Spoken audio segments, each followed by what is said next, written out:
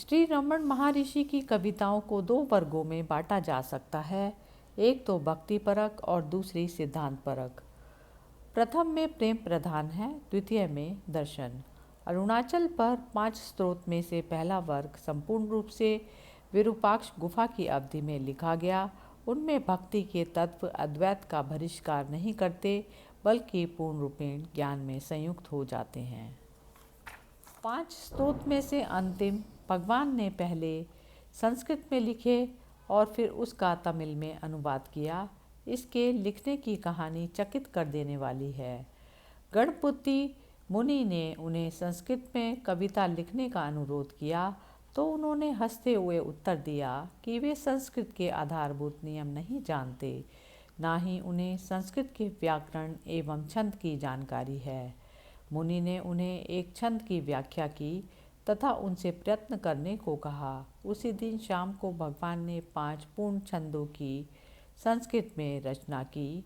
संस्कृत के ये छंद सैद्धांतिक एवं दार्शनिक अधिक हैं। अरुणाचल पंचरत्न के 5 श्लोक निम्न प्रकार हैं।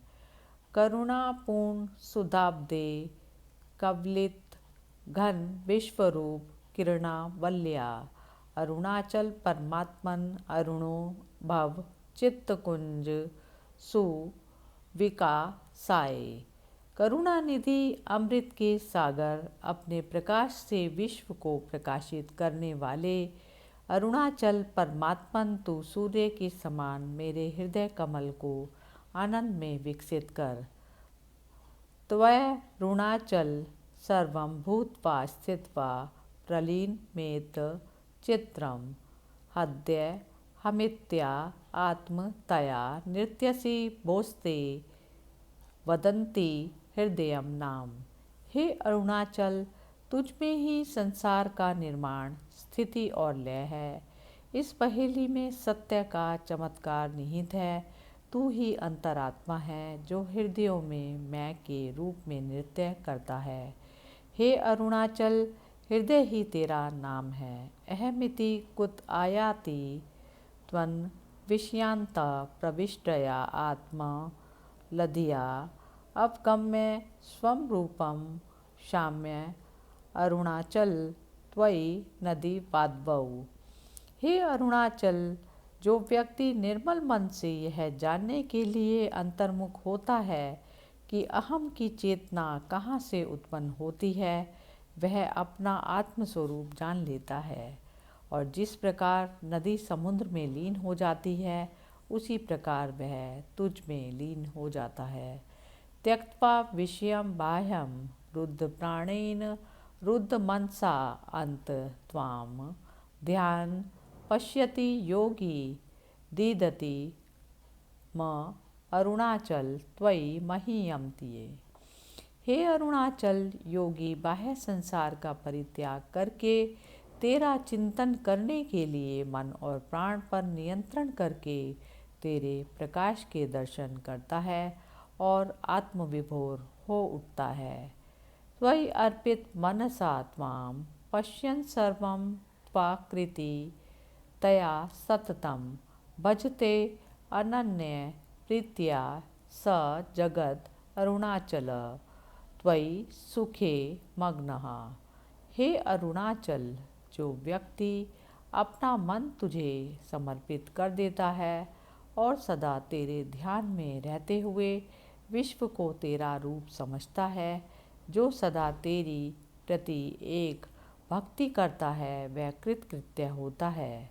वह तेरे साथ एक रूप है और तेरे आनंद में लीन है। उपरोक्त के बारे में बोलते हुए बाद में भगवान ने व्याख्या की कि तृतीय छंद सत अस्तित्व के बारे में है, चौथा चित्त चेतना तथा पांचवा आनंद के बारे में बताता है। ज्ञानी सत से मिलकर उसी प्रकार एक हो जाता है जैसे नदी समुद्र में मिलकर एक हो जाती है। योगी चित्त का प्रकाश देखता है, भक्त या कर्म योगी आनंद के सागर में विलीन हो जाता है। यद्यपि कि पंच स्तोत्रों में सर्वाधिक भावपूर्ण एवं सुंदर रचना है, अक्षर मणमालई अरुणाचल की स्तुति में 108 छंदों का यह हार है, जिसकी पल्लवी अरुणाचल शिव है। अरुणाचल शिव, अरुणाचल शिव, अरुणाचल शिव अरुणाचला, अरुणाचल शिव, अरुणाचल शिव, अरुणाचल शिव अरुणाचला। विरूपाक्ष गुफा में भगवान के आरंभिक निवास की अवधि में पलनिव स्वामी तथा दूसरे भक्त छोटे समूह के लिए कस्बे में भिक्षाटन करने जाते थे। उन्होंने भगवान से एक भक्तिपूर्ण गीत की मांग की ताकि जब वे भिक्षा के लिए निकलें तो उसे गा सकें। उन्होंने उत्तर दिया कि संतों द्वारा प्रेरक गीत प्रचुर मात्रा में लिखे गए हैं, इसीलिए किसी नए गीत की कोई आवश्यकता नहीं। शिष्यों ने अपनी मांग जारी रखी। कुछ दिनों बाद वे लोग पर्वत की परिक्रमा के लिए निकले और साथ में पेंसिल एवं कागज रख लिया। परिक्रमा की अवधि में भगवान ने 108 श्लोकों की रचना की। उन्होंने जैसे ही इसे पूरा किया, उनके आंखों से आनंद के आंसू बहने लगे, आंखें बंद हो गई तथा गला अवरुद्ध हो गया। भक्तों के लिए यह कविता महान भक्ति स्फूर्णा की प्रेरणा बन गई। इसके सुंदर प्रतीकों में मिलन, उत्कंठा की पीड़ा और उत्कंठा पूर्ति का आनंद प्रतिबिंबित है, किंतु यह मार्मिक कविता भक्त के दृष्टिकोण से लिखी गई। इस कविता के 108 पद तमिल वर्णमाला के क्रमिक अक्षरों से आरंभ होते हैं। अन्य कोई कविता इतनी अधिक स्वतः स्फूर्त नहीं है। कई भक्तों ने भगवान से कुछ पदों के लिए व्याख्या करने के लिए कहा और उन्होंने उत्तर दिया कि आप भी इस पर विचार करें और मैं भी करूँगा। मैंने इसकी रचना करते समय इस पर विचार नहीं किया। जैसे जैसे भाव मेरे मन में आते गए, वैसे वैसे मैं उन्हें लिपिबद्ध कराता गया। एक प्राचीन कथा है कि ऋषियों का एक समूह अपने परिवारों के साथ जंगल में रह रहा था। वे कर्म कांडों, पूजा पाठ, यज्ञ आदि द्वारा अलौकिक शक्तियाँ प्राप्त करने का प्रयास कर रहे थे। उनका विश्वास था कि इनसे उन्हें ज्ञान एवं मोक्ष की प्राप्ति होगी। यद्यपि उनका यह सोचना त्रुटिपूर्ण था। उनकी गलतियों का बोध कराने की दृष्टि से शिव एक साधु के रूप में प्रकट हुए तथा विष्णु एक सुंदर औरत मोहिनी के रूप में। सभी ऋषि मोहिनी के प्रेम पाश में गिर गए और उनकी पत्नियां शिव के प्रेम में। परिणाम यह हुआ कि उनका मानसिक संतुलन जाता रहा और उनकी सिद्धियां लुप्त होने लगी। यह देखकर उन्होंने सोचा कि शिव उनके दुश्मन हैं। उन्होंने सर्पों, चीते और हाथी को इंद्रजालिक क्रिया से अपने वश में कर लिया और शिव के विरुद्ध भेजा।